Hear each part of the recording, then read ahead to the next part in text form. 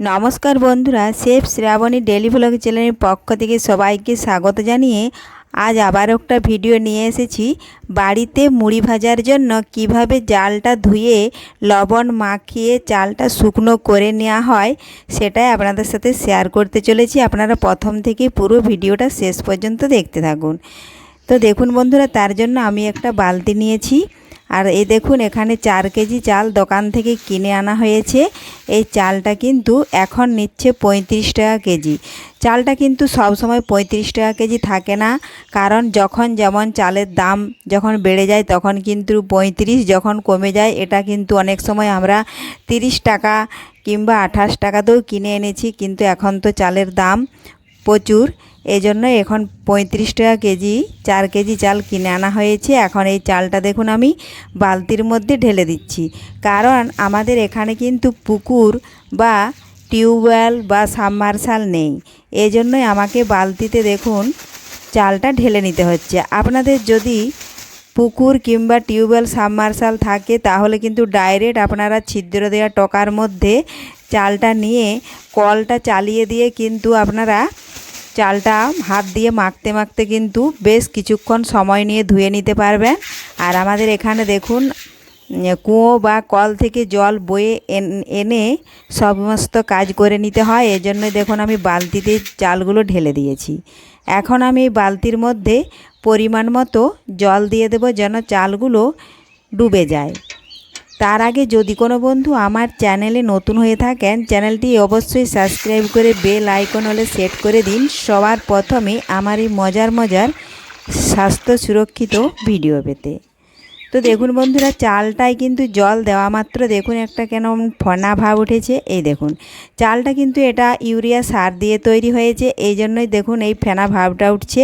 আর এই দেখুন হাত দিয়ে মাখতে মাখতে দেখুন কতটাই ঘন গাঢ় জল বেরোচ্ছে, সাবান জলের মতন জল। এটা কিন্তু খেলে পেটের নানা সমস্যা হতে পারে বা শরীরের পক্ষে অনেক ক্ষতি হতে পারে। এই জন্যই বাড়িতে আমরা মুড়ি ভাজলে দেখুন এইভাবে চালটা ধুয়ে 3 থেকে 4 বার কিন্তু জলটা ফেলে দিই। যতক্ষণ না চালটা পরিষ্কার হয়ে জল হচ্ছে ততক্ষণ পর্যন্ত আমরা ধুয়ে নিতে থাকি। এই দেখুন, আর যারা মেশিনে মুড়ি ভাজছে তাদের কিন্তু অনেক মুড়ি ভাজতে হয়, তাদের কিন্তু এইভাবে ধোয়ে না বা ধোয়াটা সম্ভবও নয়, কারণ ওদের কিন্তু অনেক বস্তা বস্তা চাল আসছে। ওরা কিন্তু সামান্য লবণ ছিটিয়ে আর চালটা মাখিয়ে নেয়। ওরা এইভাবে এই পদ্ধতিতে চালটা ধুয়ে পরিষ্কার করে না, এজন্য কিন্তু ওদের মুড়িটা অনেক সাদা পরিষ্কার লম্বা লম্বা ফুলা ফুলা ভাব থাকে, কারণ ওদের এই সার জলটা কিন্তু বের হয় না। আর আমরা দেখুন সার জলটা বের করে দিয়েছি। এইভাবে 2 থেকে 3 বার আমি ধুয়ে জলটা ফেলে দেব। আর যদি আমি না ধুয়ে পরিষ্কার করে নিই, চালের কিন্তু মুড়ি ভালো হবে কিন্তু সেটা খেলে শরীরের পক্ষে ক্ষতিকর। এই দেখুন চালটা কিন্তু হাত দিয়ে মেখে নিয়েছি আমি। আর এই চালটা একটু অনেকটাই নরম, দেখুন এইভাবে মাখতে মাখতে কিন্তু চালটা ভিজে গেছে। এখন আমি এই ছিদ্র দেওয়া টকার মধ্যে দেখুন চালটা হাত দিয়ে ছেঁকে নিচ্ছি। অন্যদিন আমি হাঁড়িতে চাল ভিজিয়ে দেখিয়েছি, ভিডিও দেওয়া আছে, আপনারা দেখে নেবেন। সেখানে কিন্তু আমি হাত দিয়ে মেখেছি আর হাঁড়ি থেকেই কিন্তু জলটা 3 থেকে 4 বার ধুয়ে ফেলে দিয়েছি। আমি এখানে কিন্তু ওইভাবে ফেলছি না, কারণ আমি বালতিতে চালটা নিয়েছি। এইভাবে হাত দিয়ে দেখুন আমি টকার মধ্যে চালটা আগে তুলে নিচ্ছি। এরপরে দেখুন আমি কি করছি, আপনারা প্রথম থেকে স্টেপ বাই স্টেপ ভিডিওটা দেখতে থাকুন, তাহলে আপনারাও কিন্তু বাড়িতে এই পদ্ধতিতে খুব সহজেই মুড়ির চালটা ভাজার জন্য ধুয়ে লবণ মাখিয়ে শুকনো করে নিতে পারবেন খুব সহজেই। এই দেখুন এইভাবে ছেঁকে নিচ্ছি। আমি এখানে বালতিতে নিয়েছি, আপনারা যে কোনো জায়গাতে নিয়ে নিতে পারেন, হাঁড়িতে কিংবা গামলাতেও ভিজিয়ে নিতে পারেন। দেখুন সমস্ত চালটাই কিন্তু আমি তুলে নিয়েছি, আর যেটুকু চাল আছে সেটা দেখুন টকার মধ্যে ঢেলে দিয়েছি। এই দেখুন এখন আমি এই টকার মধ্যে দেখুন 2 থেকে 3 বালতি এই পদ্ধতিতে দেখুন আমি জল নিয়ে টকার মধ্যে ঢেলে দেব, তাহলে কিন্তু চালের গায়ে যে নোংরা জলটা আছে এখনও সেটা কিন্তু একদম টকার ছিদ্র দিয়ে বেরিয়ে যাবে। এই দেখুন এইভাবে আমি 2 থেকে 3 বালতি জল ঢেলে দেব। অনেক সময় কিন্তু গ্রামের দিকে চাল ধোয়ার পদ্ধতিটা আলাদা, কারণ ওদের সামনে সামনে পুকুর আছে, বাঁধ আছে।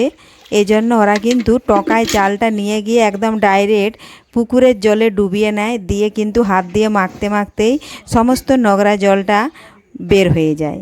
দেখুন আমি চালটা টকার মধ্যে ঢেলে নিয়েছি, চালটার জলটা কিন্তু ঝরে গেছে। আর আমি এই হাঁড়িটার মধ্যে দেখুন ঢেলে নিয়ে এখানেই কিন্তু লবণটা মাখিয়ে নেব।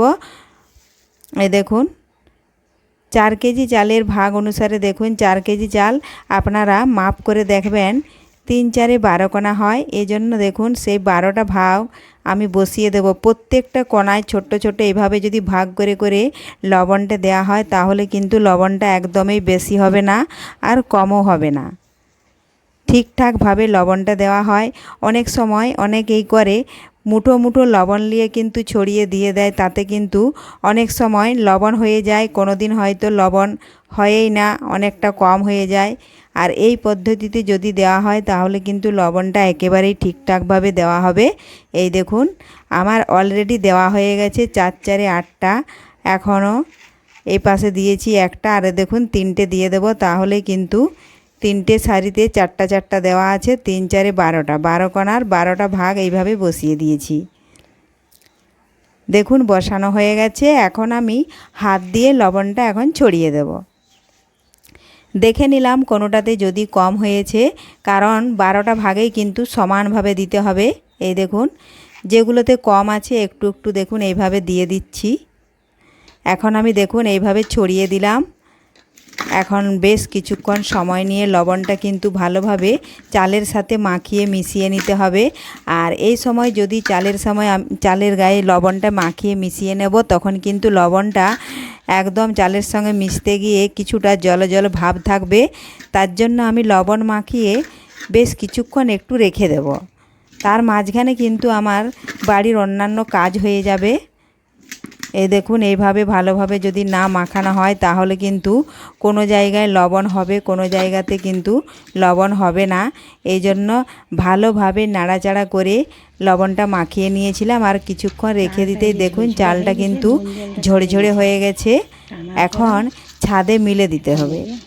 আর এই কাজটা কিন্তু একদিনেই করতে হবে।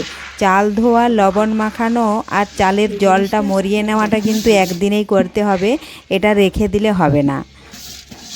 আর মুড়ি ভাজতে গেলে কিন্তু একদিনে হয় না, যেহেতু আমার অনেকটাই চাল নিয়েছি।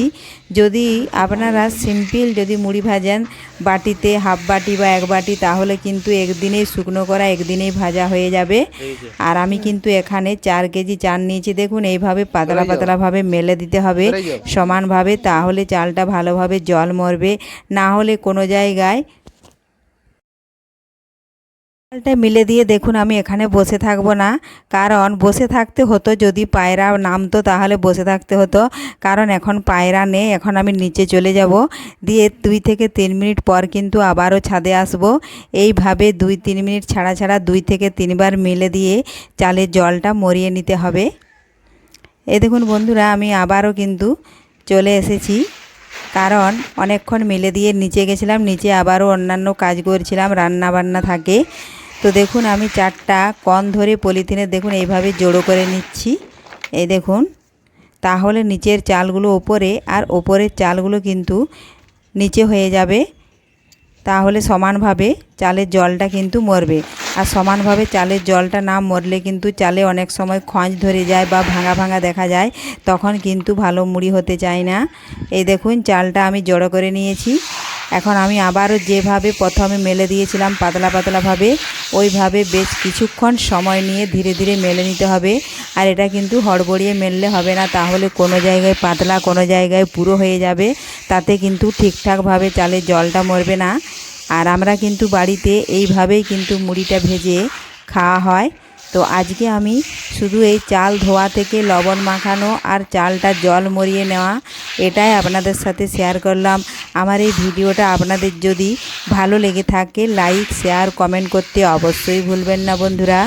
এই দেখুন আজকে মুড়ি ভাজার জন্য আমি এইটুকুই শেয়ার করলাম। এর পরের দিন কিন্তু আমি শুকনো চালটা কিভাবে ভাজবো সেটাই আপনাদের সাথে শেয়ার করব।